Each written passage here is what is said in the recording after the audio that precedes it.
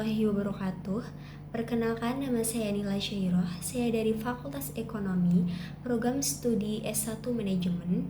Saya dari kelas MJ4F. Di video kali ini, saya akan membahas materi peradaban Islam, yaitu sejarah Daulah Abbasiyah di Baghdad. Yang pertama, pembentukan pemerintahan.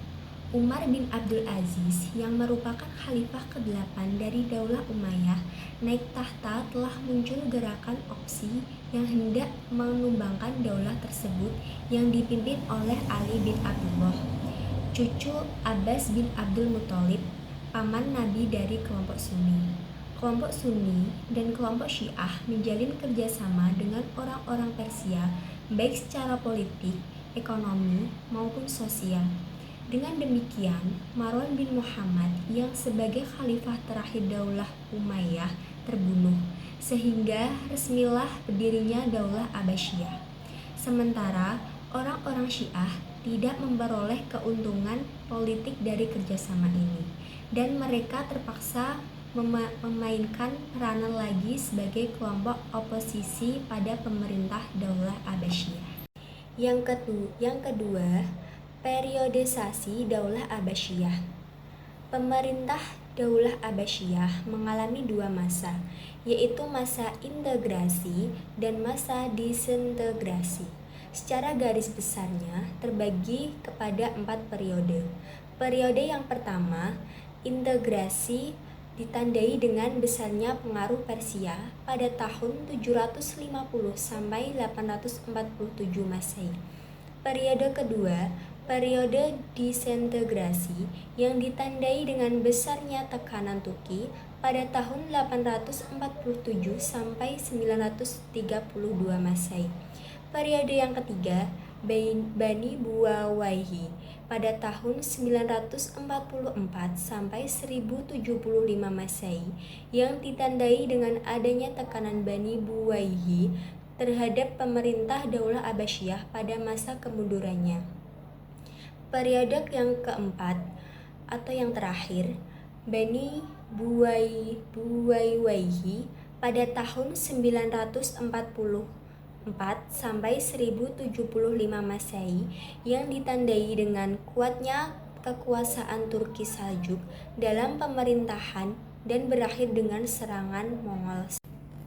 Yang ketiga, masa perkembangan pemerintahan. Masa perkembangan pemerintahan Abul Abbas al-Saffah pada tahun 750 sampai 754 Masehi atau 133 sampai 137 Hijriah. Sebagai khalifah pertama Daulah Abbasiyah melakukan tindakan yang pertama, mengundang pemuka-pemuka Daulah Umayyah untuk jamuan makan malam. Yang kedua, memerintahkan untuk melakukan pengajaran terhadap sisa-sisa orang Bani Umayyah dengan menyebar mata-mata. Yang ketiga, membongkar semua kuburan khalifah Daulah Umayyah kecuali kuburan Umar ibnu Abdul Aziz, kemudian membakarnya.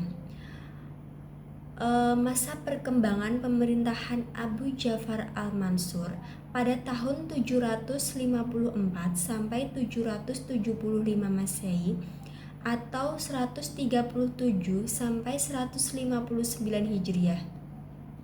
Langkah pertama yang dilakukan Khalifah al-Mansur setelah diangkat menjadi khalifah adalah menciptakan stabilitas pemerintahannya. Untuk terciptanya stabilitas tersebut, beliau menghadapi pemberontakan dan kerusuhan.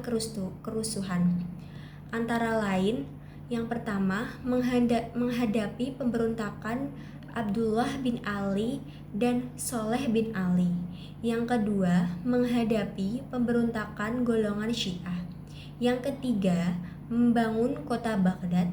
Yang keempat, menghadapi kekuatan Abu Muslim. Yang kelima, mendirikan pusat kajian ilmu pengetahuan. Yang keenam, masa kejayaan pemerintah dan kemajuan ilmu pengetahuan. Yang terakhir, memajukan ekonomi. Yang keempat, peranan orang Persia dalam pemerintahan Daulah Abbasiyah.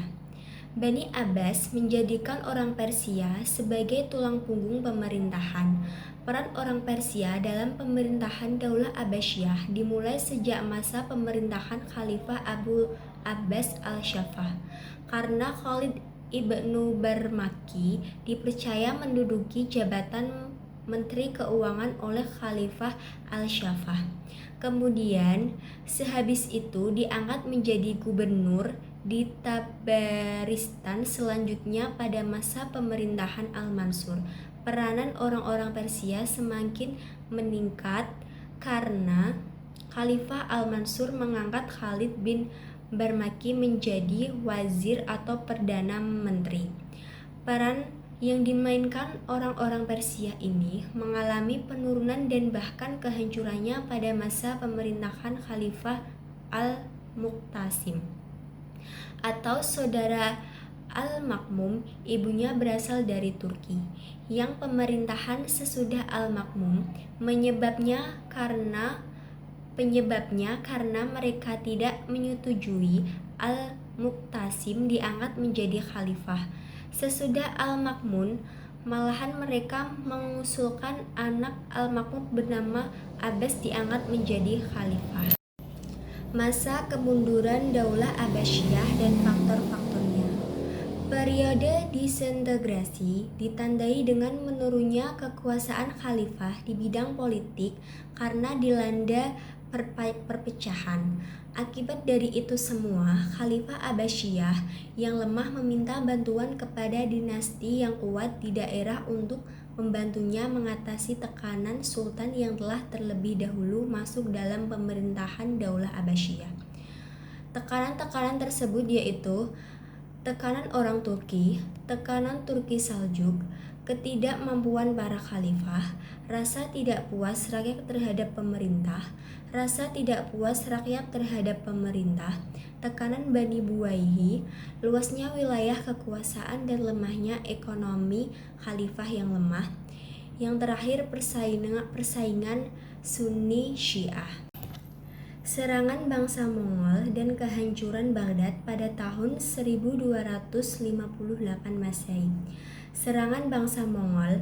Genghis Khan sebagai pemimpin bangsa Mongol pada waktu itu dianggap sebagai manusia penakluk terbesar dan terkuat, sehingga wajar saja bangsa Mongol sebagai kekuatan raksasa yang paling ditakuti. Kekuatannya yang telah terhimpun itu mulai dikerahkannya untuk melakukan serangan demi serangan, di antaranya ditunjukkan pada bangsa Mongol berusaha untuk menguasai Cina, yakni pada tahun 1215 Masehi, dia dapat menduduki ranking pertama atau ibu kota Cina saat itu, sekarang Beijing. Setelah itu, ia mencoba mengkonsentrasikan perhatiannya ke sebelah barat, wilayah yang dihuni oleh umat Islam. Yang kedua, Genghis Khan mengadakan kontak dagang dengan pihak Khawarizm sebagai usaha mengenali situasi dan kondisi kekuasaan Islam di Asia Tengah. Yang ketiga, pada tahun 1220, Genghis Khan bersama pasukannya datang ke Bukhara untuk melakukan serangan terhadap kekuatan Khawarizm. Yang keempat, dari Bukhara, Genghis Khan melanjutkan serangannya ke Samarkand pada tahun 1220 Masehi. Yang kelima, pasukan Genghis Khan terus melakukan serangan-serangan dan penaklukan ke kota-kota kunci Nasibur, Mazindahan, Rai, Bamazan, Qazwin, Azerbaijan, dan Tibris I. Kehancuran Khalifah. Setelah bangsa Mongol berhasil menghancurkan beberapa negeri dan wilayah Islam, mereka berharap dapat menguasai Baghdad dan memusnahkan Daulah Abbasiyah yang pada waktu dalam posisi lemah karena adanya perpecahan antara khalifah yang berhaluan Ahlus Sunnah dengan Amir Umaranya yang berpaham Syiah. Dengan jatuhnya kota Baghdad ke tangan Mongol, hancurlah kekuasaan Bani Abbas bersamaan dengan hancurnya sebagai peninggalan ilmu dan peradaban Islam yang luhur yang pernah dibangun oleh para khalifah. Para sejarawan menggambarkan bahwa dengan runtuhnya Baghdad sebagai ibu kota negara Islam merupakan lembaran sejarah yang sangat menyedihkan dan menyakitkan sepanjang sejarah Islam. Bahkan mereka menyebutkan bahwa dalam perjalanan sejarah tidak ada peristiwa yang lebih buruk dan menyakitkan hati selain daripada peristiwa runtuhnya kota Baghdad. Sekian pemaparan materi peradaban Islam dari saya. Apabila ada kesalahan kata, mohon dimaafkan. Waalaikumsalam warahmatullahi wabarakatuh.